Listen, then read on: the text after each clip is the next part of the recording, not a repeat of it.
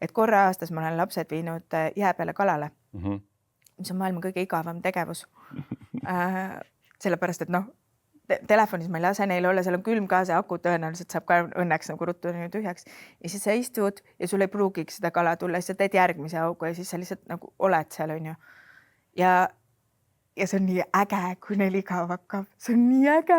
Ja siis nad hakkavad genereerima, sest et meie aju ei suuda olla kaua selles seisus, et sul on igav. Kui mõtled oma lapsepõlve peale ka, mul on nii igav, ma ei jõua, mis ma teen? Vaata, sõpru ei ole kellegagi välja minna. Mul on nagu, siis kesta kaua.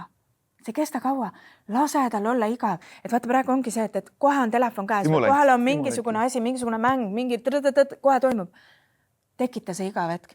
Sest siis ta hakkab genereerima, hakkab see loovus tööle, ta hakkab midagi välja mõtlema, ta hakkab midagi joonistama, ta hakkab midagi meisterdama, hakkab midagi tegema, mingid onnied, midagi. Vestluseid seal ja sinuga pidama, mida muidu ei räägi. Et see igav hetk on vajalik